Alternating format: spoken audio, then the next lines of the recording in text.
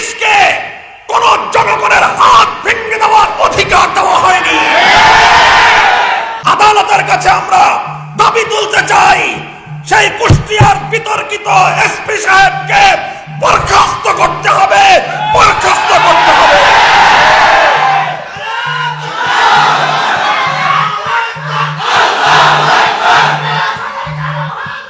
আমাকে আপনারা গ্রেফতার করতে পারবেন, আমাদের কণ্ঠকে স্তব্ধ করতে পারবেন না।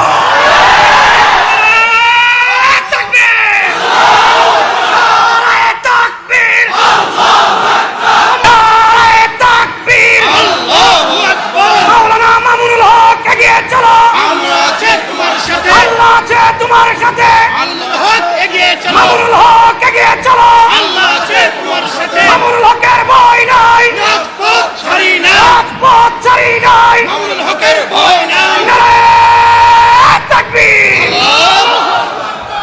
আসসালামু আলাইকুম ওয়া রাহমাতুল্লাহ। নাহমাদুল্লাহ তাআলা ওয়া নুসাল্লি আলা রাসূলিহিল কারীম, আম্মা বা'দ। أعوذ بالله من الشيطان الرجيم بسم الله الرحمن الرحيم وعد الله الذين آمنوا منكم وعملوا الصالحات ليستخلفنهم في الأرض صدق الله العظيم। বাংলাদেশ খেলাফত মজলিস ঢাকা মহানগরের উদ্যোগে আয়োজিত ৩১তম প্রতিষ্ঠা বার্ষিকী উপলক্ষে আয়োজিত আজকের সম্মেলনে উপস্থিত সংগ্রামী সভাপতি, উপস্থিত প্রধান অতিথি আমিরে মজলিস সহ অন্যান্য কেন্দ্রীয় মহানগরী নেতৃবৃন্দ, সমবেত তৌহিদি জনতা, বাংলাদেশ খেলাফত মজলিস ঢাকা মহানগরীর সংগ্রামী দায়িত্বশীল কর্মীবৃন্দ, সংক্ষিপ্ত সময়ে কয়েকটি কথা আমি আজকের এই উপস্থিতি এবং মিডিয়ার মাধ্যমে দেশ, জাতি, সরকার এবং প্রশাসনের কাছে তুলে ধরতে চাই।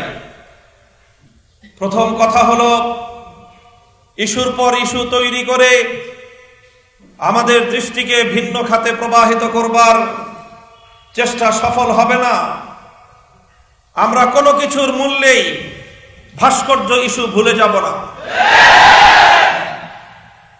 মুসলমানদের দেশে, মসজিদের নগরীতে আপনারা যদি গায়ের জোরে বন্দুকের নল দিয়ে ভাস্কর্য স্থাপন করার ইসলাম বিরোধী এই সিদ্ধান্তে যদি আপনারা অটল থাকেন, আমরা আবার বলছি, আমরা সর্বশেষ সময় পর্যন্ত ধৈর্য ধারণ করব।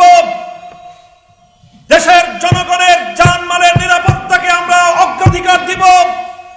আমরা কখনোই হঠকারী হয়ে আইন শৃঙ্খলা নিজের হাতে তুলে নেব না।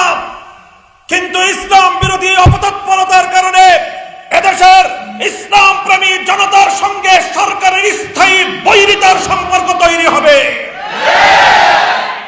আপনারা এদেশের ইসলাম প্রিয় জনতার ম্যান্ডেট চান কি চান না, এটা আপনাদেরকে সিদ্ধান্ত গ্রহণ করতে হবে।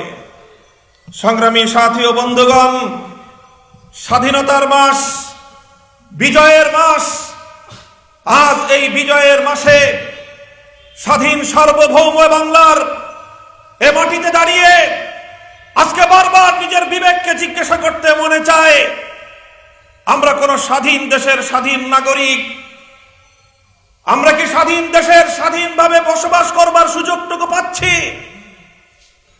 যদি আমরা স্বাধীন নাগরিক হই, তাহলে আজকে প্রজাতন্ত্রের একজন দায়িত্বশীল হয়ে আইনের পোশাক পরিধান করে একজন এসপি কিভাবে আমাদেরকে হুমকি প্রদান করেন হাত ভেঙে দেওয়ার। আমি যতটুকু সংবিধান পড়েছি, বাংলাদেশের আইন পড়েছি, এদেশের প্রচলিত সকল রাষ্ট্র ব্যবস্থার প্রতিটি নিয়ম কানুন আমরা অধ্যয়ন করেছি। কোথাও কোন অপরাধী, যত বড় অপরাধী হোক না কেন, তার হাত ভেঙে দেওয়ার দায়িত্ব পুলিশকে প্রদান করা হয়নি। বিচার ব্যবস্থা রয়েছে, আদালত রয়েছে, বিচারকরা রয়েছেন। যদি কেউ অপরাধী সাব্যস্ত হয়, তাহলে তার বিরুদ্ধে প্রচলিত আইন রয়েছে, সেই আইনের মাধ্যমে আদালত অপরাধীর বিচার সাব্যস্ত করবে। প্রয়োজনে ফাঁসি ফাঁসি দিতে হলে ফাঁসিতে ঝোলাবে, যাবজ্জীবন কারাদণ্ড দেবে, কিন্তু পুলিশকে কোন জনগণের হাত ভেঙে দেওয়ার অধিকার দেওয়া হয়নি। জনসম্মুখে যিনি হাত ভেঙে দেওয়ার হুমকি দেন, স্পষ্ট ভাষায় বলতে চাই, তিনি বিচার ব্যবস্থার প্রতি বৃদ্ধাঙ্গুলি প্রদর্শন করেছেন। তিনি বাংলাদেশের সংবিধানকে অপমান করেছেন, বাংলাদেশের রাষ্ট্র ব্যবস্থার প্রতি বৃদ্ধাঙ্গুলি প্রদর্শন করেছেন। আমার ট্যাক্সের পয়সায়, জনগণের ট্যাক্সের পয়সায় যে বন্দুক তার হাতে তুলে দেওয়া হয়েছে, এ বন্দুক আজ নিরাপদ নয়। এই অস্ত্র দিয়ে তিনি এদেশের জনগণের বুকে ঠেকিয়ে দেওয়ার জন্য হুমকি প্রদর্শন করছেন। স্পষ্ট ভাষায় দাবি তুলতে চাই, আদালতের কাছে আমরা দাবি তুলতে চাই, সেই কুষ্টিয়ার বিতর্কিত এসপি সাহেবকে বরখাস্ত করতে হবে, বরখাস্ত করতে হবে।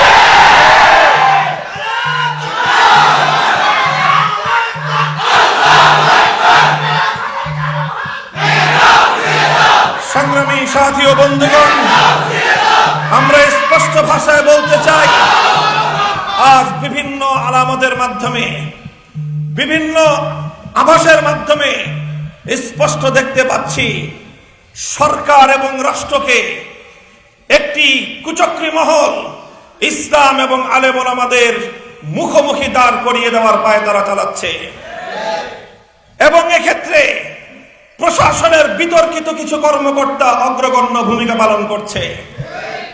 আর দুর্ভাগ্যজনকভাবে আমাদের আলেম সমাজ থেকে লেবাসধারী কিছু মুনাফিকের গোষ্ঠী, তারা সেই অপচক্রের সাথে হাতে হাত মিলিয়ে এদেশের আলেম সমাজের সাথে সরকারের সংঘাত এবং যুদ্ধ বাঁধিয়ে দেওয়ার জন্য ঘৃণ্য অপতৎপরতা চালাচ্ছে। আমরা আমাদের দেশের জনগণকে, ওলামায়ে কেরামকে, ছাত্র জনতাকে, আমাদের রাজনৈতিক নেতা কর্মীদেরকে শেষ মুহূর্ত পর্যন্ত ধৈর্যের সাথে পরিস্থিতি মোকাবেলা করবার নির্দেশনা জারি করছি। আজও আমি আমার কর্মীদেরকে বলবো, শেষ মুহূর্ত পর্যন্ত আমাদেরকে ধৈর্যের সাথে পরিস্থিতিকে মোকাবেলা করতে হবে। সরকারকে বলবো, সরকারের নীতি নির্ধারণী মহলকে বলবো, আপনারা প্রশাসনের মধ্যে ঘাপটি মেরে বসে থাকা দেশ বিরোধী সরকার এবং রাষ্ট্র বিরোধী সেই কুচক্রী মহলকে চিহ্নিত করে ব্যবস্থা গ্রহণ করুন, অন্যথায় পরিস্থিতি সামাল দিতে পারবেন না। আমার মাহফিলগুলোকে বন্ধ করে দিচ্ছেন, 144 ধারা জারি করে আমার বাক স্বাধীনতা, সংবিধান সম্মত অধিকার হরণ করছেন। বলতে চাই, এভাবে টুটি চেপে কোন হকের আওয়াজকে হত্যা করতে পারবেন না। একজনের কণ্ঠ স্তব্ধ করলে লক্ষ কণ্ঠ উচ্চারিত হবে। স্বৈরাচারী পাকিস্তানি গোষ্ঠী 71 সালে বঙ্গবন্ধুকে গ্রেফতার করে তার কণ্ঠ স্তব্ধ করতে পারেনি। আজ আমাকে আপনারা গ্রেফতার করতে পারবেন, আমাদের কণ্ঠকে স্তব্ধ করতে পারবেন না।